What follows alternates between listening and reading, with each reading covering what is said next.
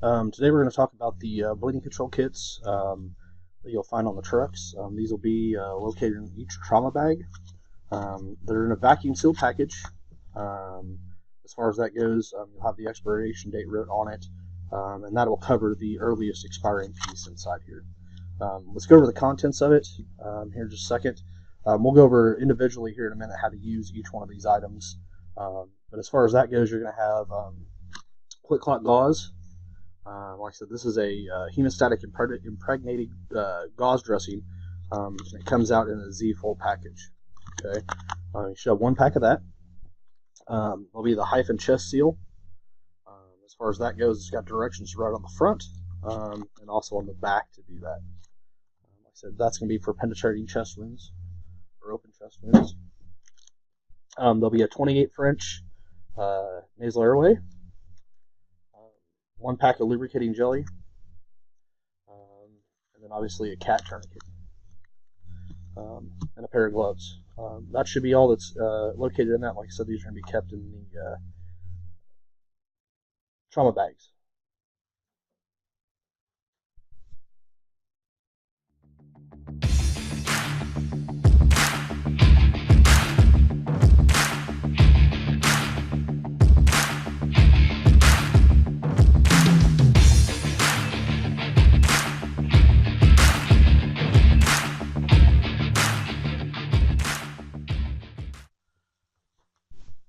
Alright, we're going to talk about the indications for the use of the quick clot combat gauze. As far as that goes real fast. Anytime that we see any external bleeding or things like that that is uncontrolled by direct pressure, such as for like a thoracic or abdominal wound, this can be used to pack. It also can be used on extremity wounds, which are open and the bleeding is not controlled by tourniquet use. So you can use this along in conjunction with the tourniquet. The thing about the combat gauze is once it's packed into the wound, it needs to be packed there tightly, and direct pressure needs to be at least attempted to be applied for 5 minutes afterwards. So one of the best things to do is you don't want to move that around to interrupt that clotting process. So one of the best things that we've found to do too is also once you get that packed on there is maybe wrapping it with a pressure dressing with Coban or something like that, and that helps maintain that pressure. So that's combat gauze.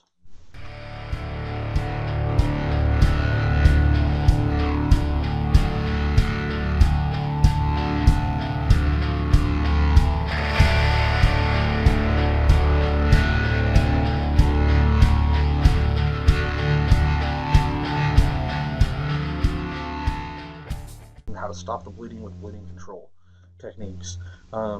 First of all, like I said, if the bleeding is not severe, such as heavy oozing from venous stuff or spurting blood, we always want to try direct pressure first, putting pressure right over the top of the wound, see if that controls the bleeding. Like I said, with most large-sized vessels, you guys know as well as I do, that's not going to work. So the first process is basically tourniquet application.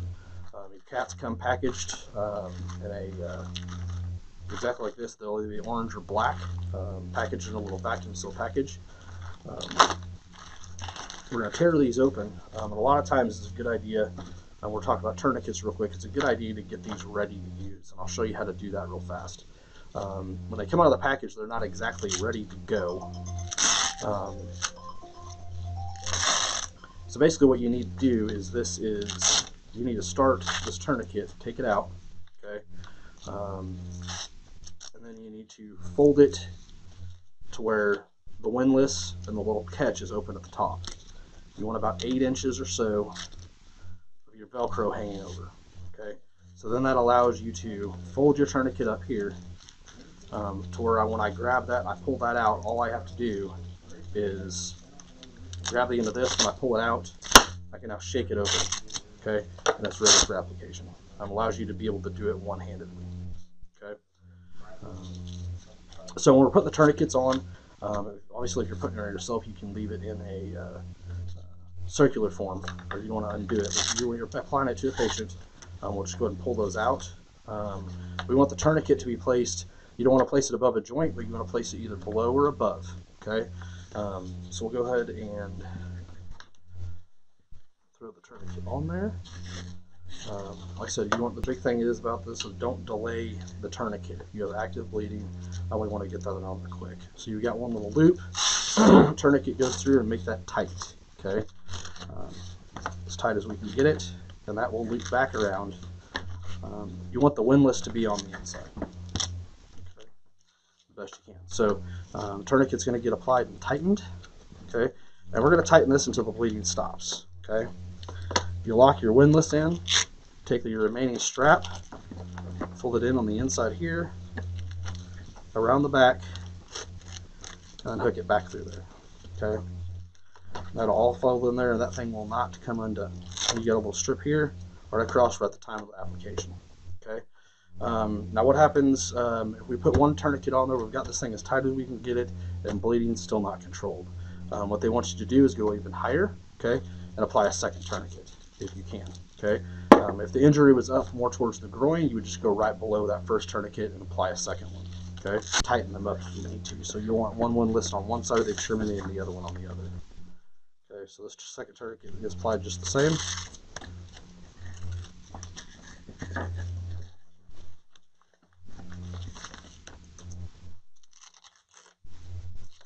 we'll tighten that up. Get it good and tight.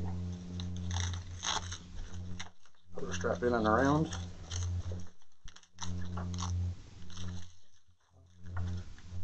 Secured. So these aren't going anywhere. They're not going to come undone. Okay, finally, like I said, we get two tourniquets on there. It's extremity injury, stuff like that. Bleeding is not controlled. More than likely, two tourniquets is going to control it. We can also pack the area with our combat gauze. Like I said, when it comes out of the package, it's going to look way more compressed than this, and it will come out Z-folded. So all you have to do is you open up the package, just find one end of it, and it's going to come out just like this. So as you're coming in, we'll just pack that wound. Okay, and we'll show you that here in just a minute.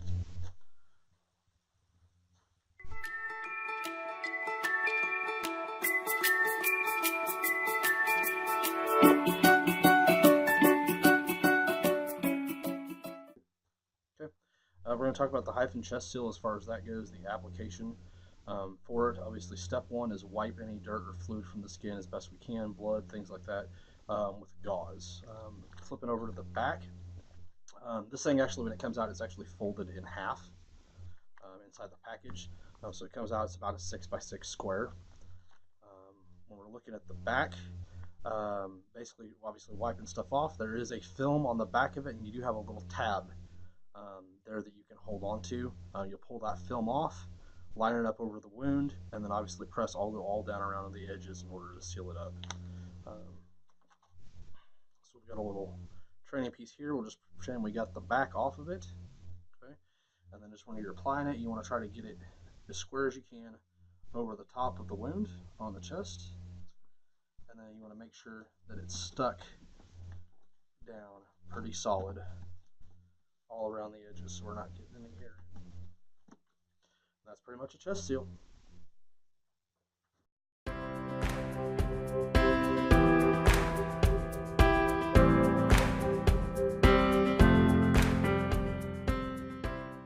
All right, we're going to talk about what to do for abdominal wounds or chest wounds and things like that when we're talking about the wound packing. So pretty much like what I said, you want to find, you obviously this dude's been stabbed right here in the belly. So we want to expose the wound. We see, oh yeah, he's stabbed. We're going to try direct pressure. Like I said, with the abdomen or the chest, direct pressure is not going to necessarily control the bleeding that's happening inside. So we're going to need to pack the wound. First thing we'll do is, like I said, we'll get out our combat gauze. We're going to start with one end here, and we're just going to start working it down into the hole. Okay.